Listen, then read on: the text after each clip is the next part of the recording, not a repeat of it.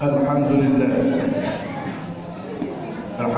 الذي أنزل به القرآن هدى للناس وبينات من الهدى والفرقان. أشهد أن لا إله إلا الله وحده لا شريك له وأشهد أن محمدا عبده ورسوله.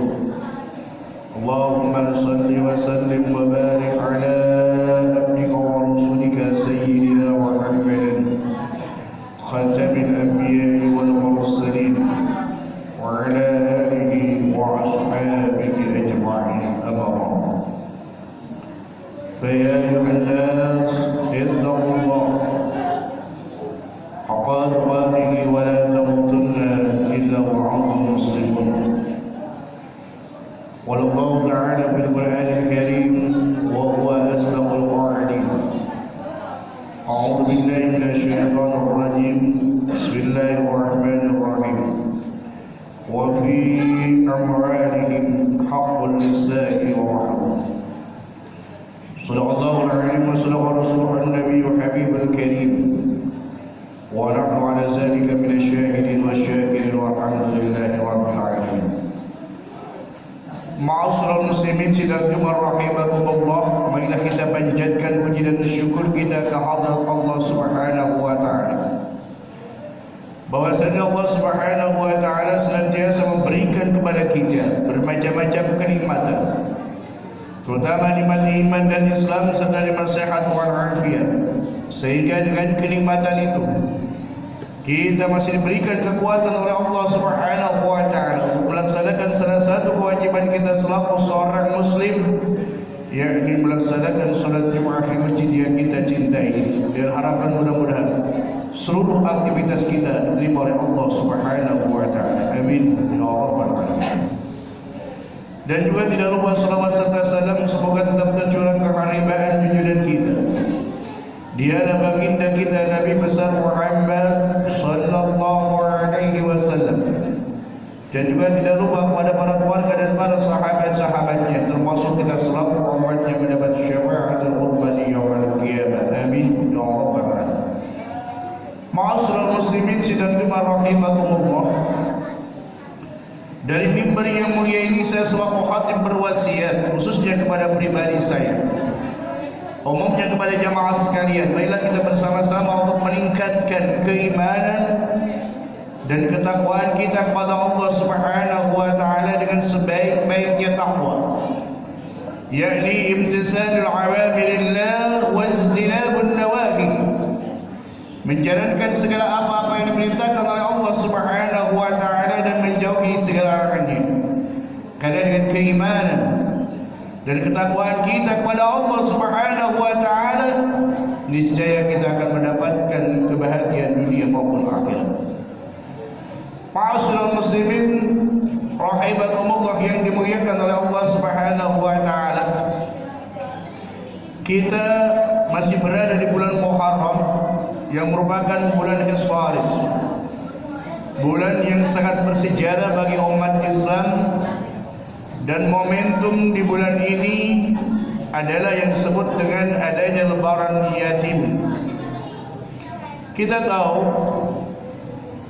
ketika Allah Subhanahu wa taala memberikan rezeki kepada kita semua, yang kita selalu dapatkan setiap bulannya salary tersebut adalah semuanya bukan mutlak milik kita. Allah berfirman dalam Al-Quran, wa fi amwalihim haqqul lis-sa'ili wa mahrum. Setiap harta yang kita dapatkan, maka semuanya bukan mutlak milik kita, tapi ada milik mereka, orang-orang fakir dan orang-orang miskin serta yang lain. Oleh karena itu, ketika kita mendapatkan salary, ketika mendapatkan gaji, ketika mendapatkan harta, maka kita harus mengeluarkan sebagiannya, atau setidaknya adalah untuk mereka orang-orang fakir dan orang-orang miskin. Maka yang sedikit itu adalah merupakan hak mereka. Apabila kita keluarkan, maka tentunya akan berdosa bagi kita. Maka yang sedikit itu adalah merupakan kotoran, karena dengan mengeluarkan artinya membersihkan harta kita. Kalau kita tidak keluarkan, Kalau kita ibaratkan sebuah air dalam sebuah gelas, kemudian air itu terkena najis atau darah, maka air itu akan berubah menjadi najis. Begitu juga harta yang kita dapatkan, walaupun dengan cara halal, apalagi dengan haram. Ini yang halal saja, kalau kita tidak keluarkan infak, sedekahnya, zakatnya, atau membantu mereka orang-orang fakir, orang-orang miskin, anak-anak yatim, maka harta kita akan menjadi kotor. Kalau sudah kotor, kata Nabi, idza dakhala al-haram yakhrujul haram. Apabila harta yang kita dapatkan dengan cara yang haram masuk dalam perut kita yang haram, maka keluarnya pun yang haram pula. Artinya apa?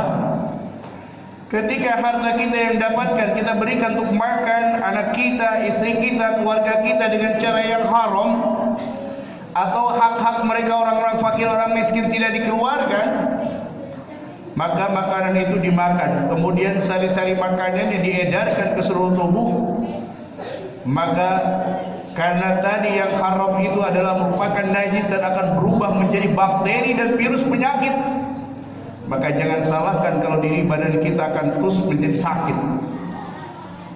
Tapi sebaliknya, idza dakhala al-halal yakhrujul halal. Apabila masuk di dalam diri kita yang halal, maka keluarnya pun yang halal. Makanan-makanan yang halal dengan cara kita yang halal, kemudian hak-hak mereka kita keluarkan murni dengan sedekah, dengan zakat, adalah tazkiyatul mal, membersihkan harta kita. Maka sari-sari makanan yang kita makan untuk diri kita, untuk anak kita, istri kita, insya Allah sari-sari makan itu diedarkan ke seluruh tubuh dan akan memberikan efek positif kesehatan buat kita semua. Oleh karena itu, maka keluarkanlah yang sedikit itu. Jangan takut harta yang kita infakkan, harta yang kita berikan untuk orang-orang fakir, orang miskin, bahkan untuk anak-anak yatim, untuk pembangunan sekolah, pembangunan masjid, itu akan menjadi fakir buat kita. Setiap hari ada malaikat yang selalu berdoa, Allahumma anfiq manfiqan halfan, ya Allah berikanlah tambah-tambah rezeki bagi mereka yang menginfakkan hartanya di jalan Allah.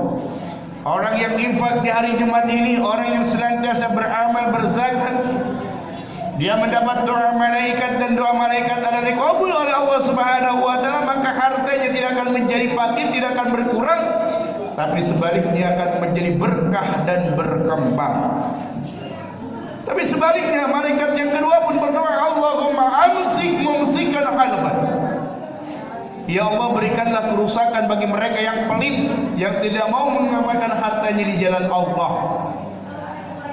Mobil mewah, rumah mewah, kontrakan banyak, tapi tidak mau berinfak dan bersedekahnya, tidak mau peduli terhadap anak-anak yatim, maka dia pun mendapat doa malaikat, maka doanya pun dikabul, maka Allah akan memberikan bencana kerusakan kepadanya. Jangankan di akhirat, di dunia pun dia pasti rasakan. Seperti Qarun, Sa'labah, mereka yang tadinya miskin minta didoakan pada nabinya, kemudian sudah menjadi kaya tapi tidak mau beramal, tidak mau berinfak dan bersedekah. Jangankan di akhirat, di dunia pun dia sengsara. Nauzubillah summa nauzubillah.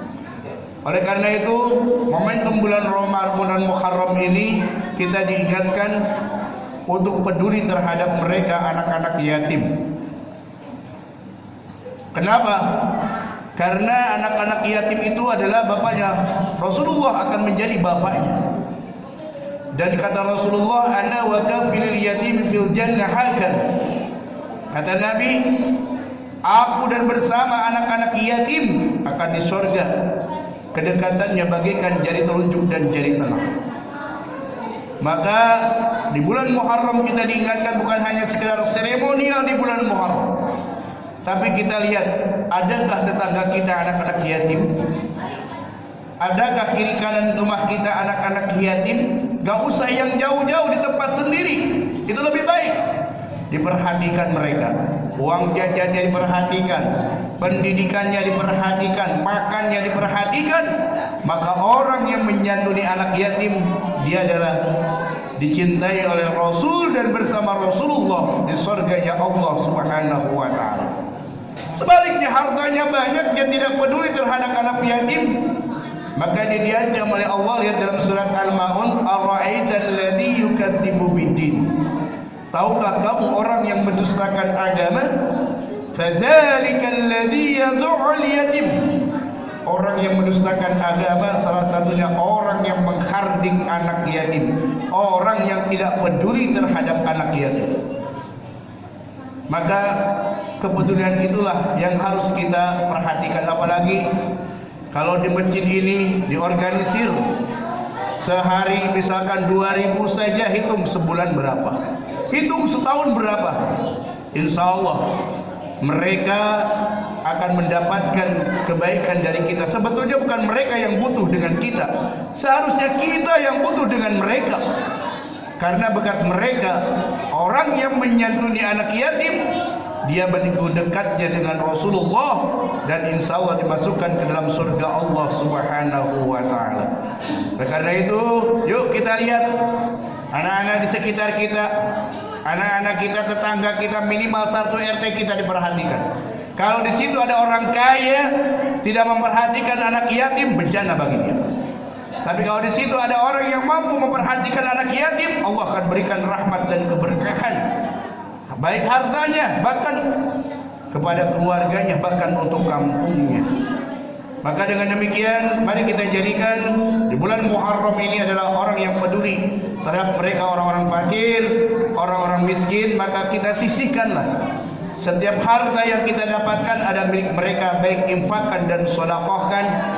Karena as-sadaqatu tatba'ul bala. Dengan bersedekah maka bencana dan malapetaka akan terhadang berkat sedekah kita. Dan amalan yang paling dicintai oleh Allah Subhanahu wa taala, ayyul a'malu ahabbu ila Allah adwamuha wa in qala. Amalan yang dicintai oleh Allah adalah amalan yang sedikit tapi dilaksanakan secara terus-menerus. Walaupun hanya 2.000 setiap hari kotak masukkan amalnya jariah ke masjid, amalnya jariah celengan untuk orang-orang yatim, tapi kita terus laksanakan, itu adalah merupakan amalan yang dicintai oleh Allah Subhanahu wa taala. Semoga Allah memberikan rizqan halalan thayyiban wasi'an mubarakan. Rezeki yang halal, yang banyak, yang diberkahi Allah Subhanahu wa taala. Ingat, tujuannya adalah bekal ibadah kepada Allah Subhanahu wa taala. Semoga dengan harta kita, dengan rezeki yang Allah berikan, jadikan itu sebagai alat untuk taqarruban ila Allah, untuk selalu mendekatkan diri kepada Allah Subhanahu wa taala. Semoga Allah Subhanahu wa taala melindungi kita semua. Allah berikan kesehatan dan umur panjang kepada kita semua. Amin ya rabbal alamin. A'udzu billahi minasyaitonir rajim. Bismillahirrahmanirrahim. Wal 'asri innal insana lafi khusr illa alladziina aamanu wa 'amilus solihati wa tawassaw bis sabr. Barakallahu wa lakum bil Qur'anil azim wa nafa'ani wa iyyakum bima fihi min ayati wa dzikril hakim. Aqulu hadza wa astaghfiruh innahu huwal ghafurur rahim.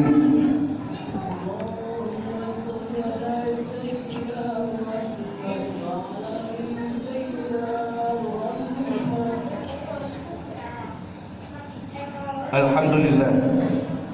Alhamdulillah hamdan katsiran kama amara. Asyhadu an la ilaha